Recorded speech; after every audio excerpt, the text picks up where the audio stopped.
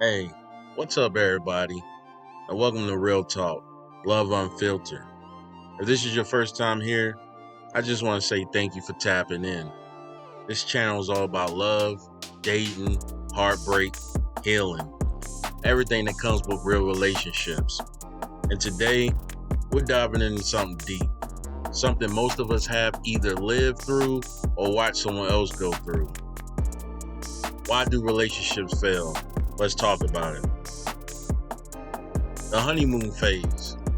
So, like most relationships, when they start off hot, the chemistry's wild, everything feels fresh, and it's like y'all are locked in. You're texting all the time, going out, talking late into the night, and it just flows. And then the honeymoon phase ends, and that's when real relationship starts. You start noticing little things. Routine kicks in, comfort sets in, and for some people, so does distance. One of the first signs that something's off, communication. When people stop being open, stop sharing, stop listening, the connection starts to break down. And the truth is, if you're not talking, you're not connecting. Expectations versus reality. Let's talk about expectations for a second. We all come into relationships with some kind of idea of how things should go, how the other person should act, what they should give us, how should they love us. But here's the hard truth. Unrealistic expectations will kill a relationship. If you're expecting someone to be perfect, to never slip, to read your mind, or to match an image in your head, you're setting yourself up and them up for failure. It's okay to have standards. It's good to want to have what you deserve. But love needs room to breathe, to grow, and to be real, not scripted. Emotional distance. Here's the quiet killer in relationships. At first, you're emotionally locked in, you're present, you're checked in, you care deeply. But over time, life starts to pile up. Work, stress, family, daily routines. And if you're not actively staying emotionally connected, you'll slowly drift.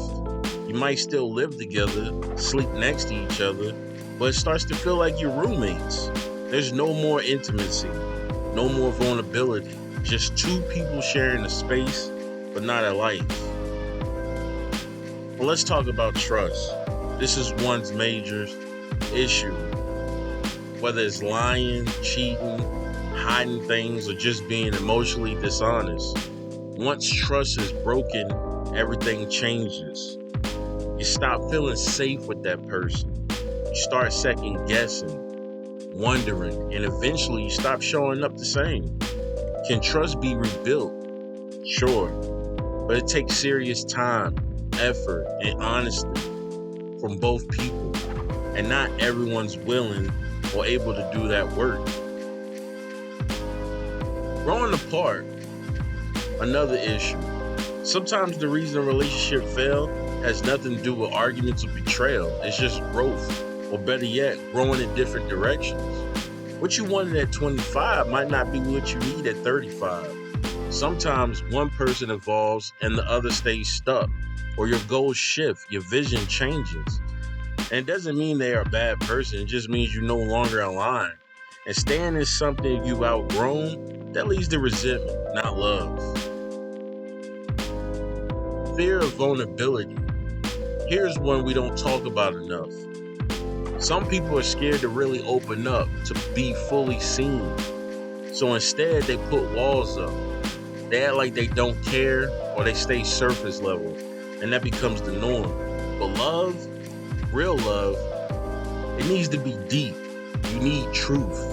It needs two people who are willing to say, this is me, fully, flaws and all. Without that, you're just pretending. You can't build a real connection on emotional autopilot. Lack of effort. Now, this is one simple but deadly. Relationships are like anything else. If you don't maintain it, it falls apart. When someone stops trying, stops showing love, stops paying attention, the other person feels it. And that energy, It creates doubt, distance, and disconnection. It's not about grand gestures, it's about the consistent little things, checking in, showing appreciation, doing the work. Without that, it fades slowly, quietly, but it fades.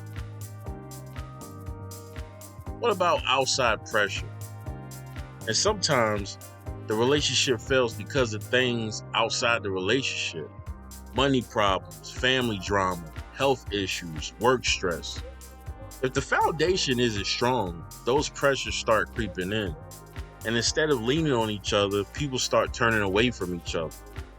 Life will bring stress, always, that's guaranteed. But when love is solid, the pressure brings you closer.